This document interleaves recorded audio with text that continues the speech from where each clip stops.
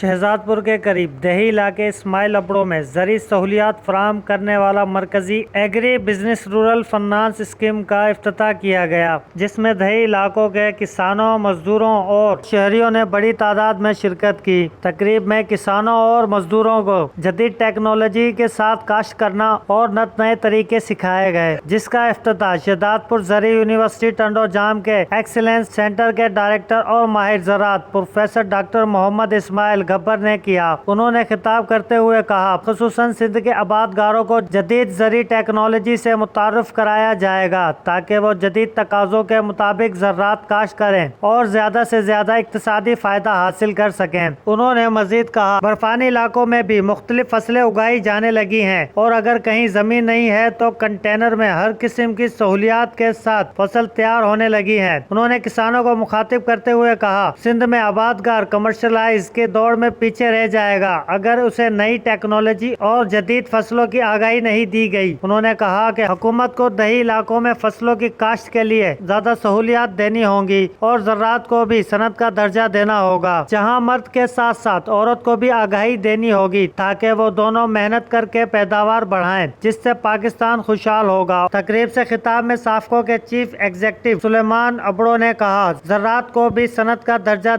دیا جائے اور آبادکاروں کی فصلوں کی بھی نشوونما کی جائے، کاشت سے لے کر مارکیٹنگ تک آبادکار کی مستحق رہنمائی کی جائے۔ پاکستان اور سندھ کی بہتر زراعت سے ملک میں مزید خوشحالی لائی جا سکتی ہے۔ جہاں آبادی کی اکثریت رہتی ہے وہاں ترقی دینا چاہیے۔ تقریب میں آبادکار بورڈ کے عہدیدار نیاز بودانی، ایڈوکیٹ طارق محمود آرائی، صافکو سپورٹ فاؤنڈیشن کے سربراہ ساجد علی شاہ، فلپائن سے آئی ہوئی ماہر شرینا کاشف، ڈاکٹر قربان نے تقریب میں زراعت سے متعلق خطاب کیا۔ تقریب میں دور دراز سے دیہی علاقوں سے کثیر تعداد میں مردوں کے ساتھ ساتھ عورتوں نے بھی شرکت کی۔ کیمرہ ٹیم کے ساتھ سید عثمان علی، وطن نیوز، شہزاد پور۔